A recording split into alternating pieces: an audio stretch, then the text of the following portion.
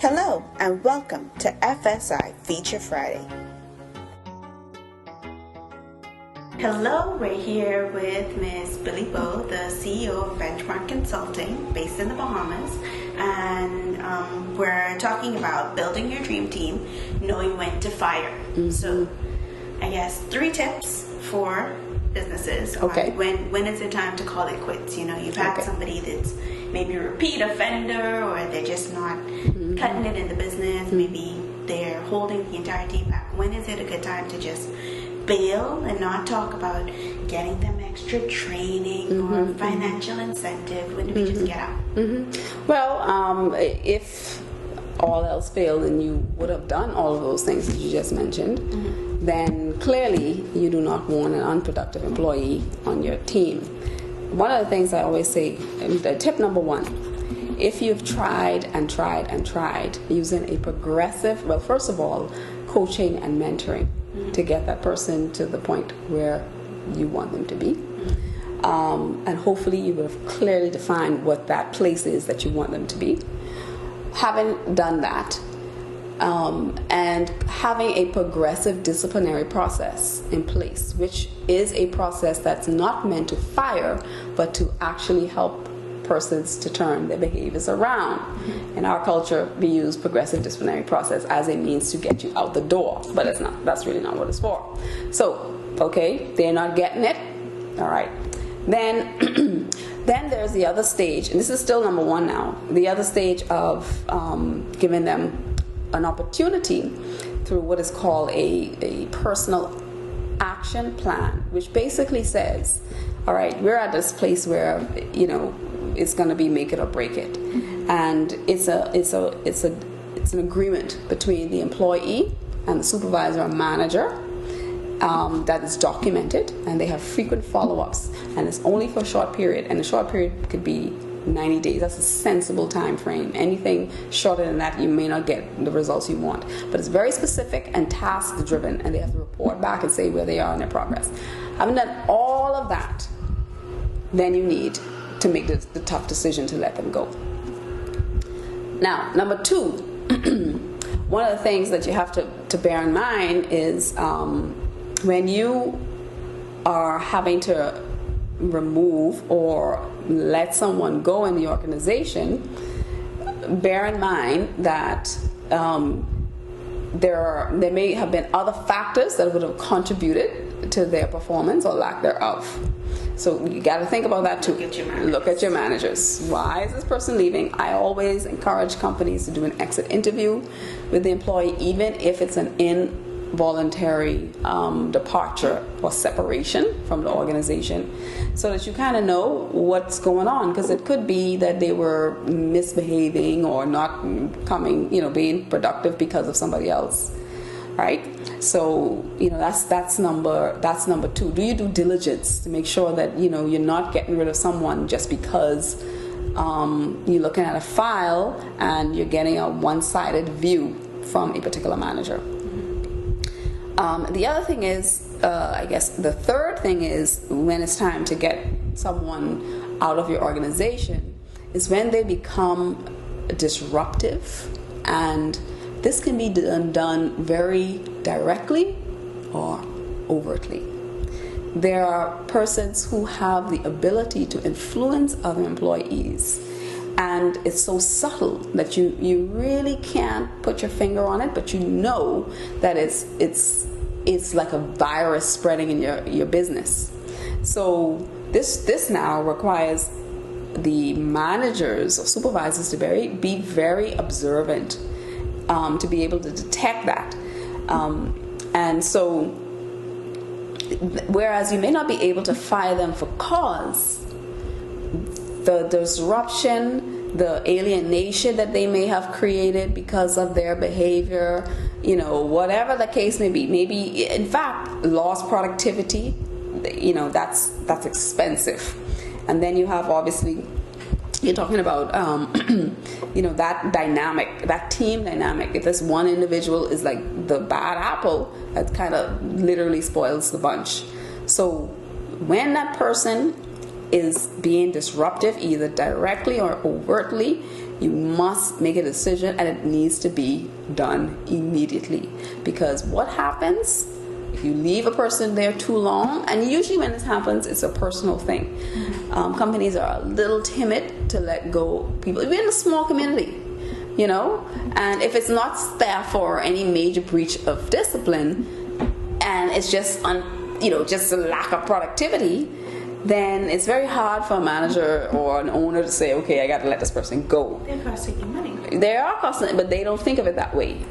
So they're not thinking about the lost revenue that they may be losing, because especially in a customer service oriented business, it's intangible because you won't know. Oh, there are places I won't go to because of bad attitudes. Exactly. So how does a company actually track that? They can't, because unless you go back and say, listen, I can give you an example. Just this afternoon, I went to a particular bank, and I had accidentally left my ATM card in there, so I went to collect my ATM card. And the person who was supposed to be assisting me came up and said, when and where? I guess the security guard must have called her and said, this lady is at the deck, because she was not there, and she needs to retrieve her credit card. And she didn't say hello, she didn't greet me or nothing like that. She just said when and where. So I said Friday, and at this location. And then she just started fumbling around papers, blah, blah, blah, blah, blah, and she's not talking to me and walking up and down. And the next thing you know, she left. I mean, literally walked out the bank. And so somebody came to me and said, can I help you? I said, well, yeah. This lady was helping me. I'm seeing her walk out the door. She passed it on to somebody else who still did not address the issue. In that case, I said to the lady, who happened to have a title as branch manager, I told her exactly what I felt. I said that was bad customer service. And so these are the things that companies don't understand. If they have an unproductive employee, a disengaged employee, an employee that's like a virus spreading, and these people actually have very good leadership skills, because they can influence a group of people in a negative way. So that's when it's time to go. Separate, move on. A lot of times too, it's a cost issue. Companies, if it's a long-term employee, it's expensive to pay out. Exit packages. Yeah, especially again if it's something that you can't say, oh, this person did that, so I could just let them go. If it's something where the performance is an issue, then it's time to let that person go. But again, you really have to be mindful of the fact that the company is just as responsible in terms of the environment that they would have created. It's like creating a monster. If you don't deal with the situation, it grows and grows and grows and grows. I always tell people this analogy. The only time interest is a good thing is when we talk about money. Okay? If you're talking about problems and issues, no. Compounding interest is not a good thing. That's a bad thing. So, the problem is dealing with the issue before it gets to the point where you have to let them go. That's where it really lies. When there's a major breach of discipline, that's a no-brainer. If somebody violates a policy, they stole something, they were, fighting on the job, these kinds of things, that's an easy thing.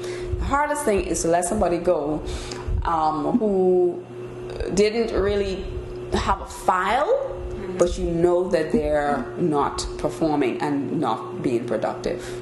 So as an owner, like yourself, you now need to look at that person's direct report. What is going on here?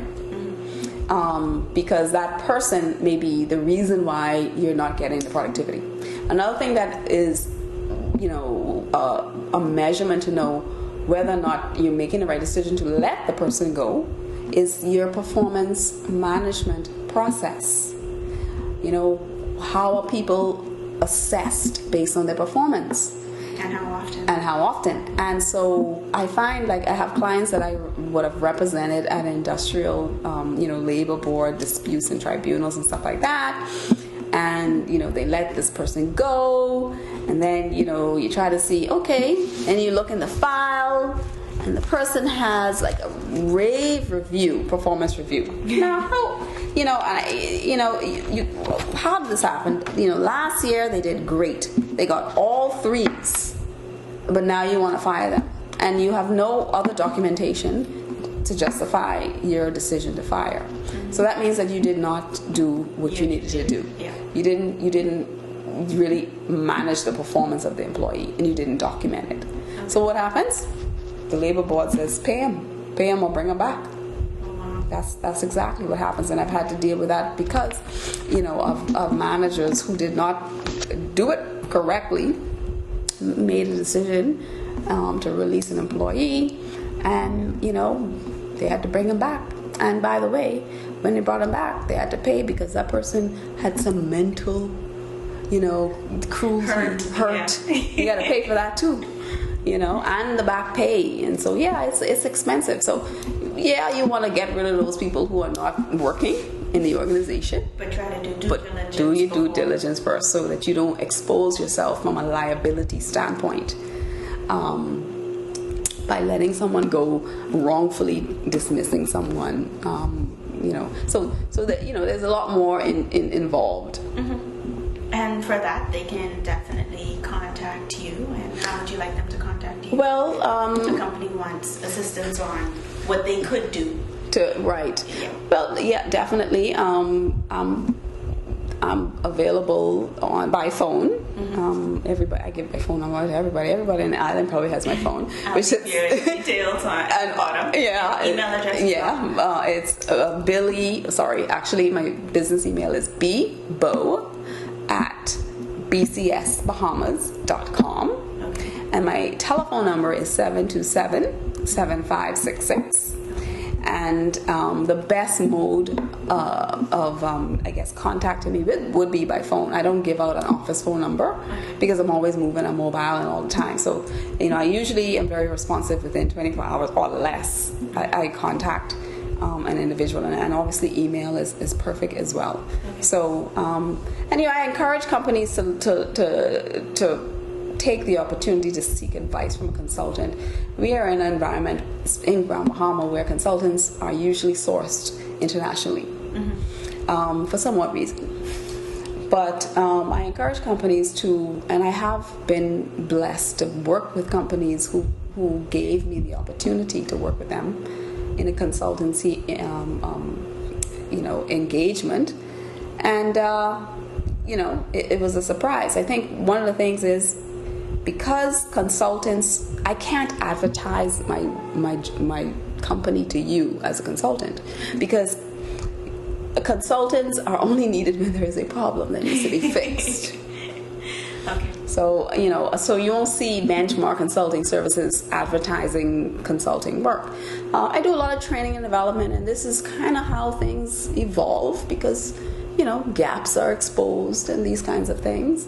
Whereas people just would word of mouth. I worked with Billy on this particular project, and she did well, and I'd get a call, and then that's how it would go. So, Benchmark Consulting Services is a company that is dynamic.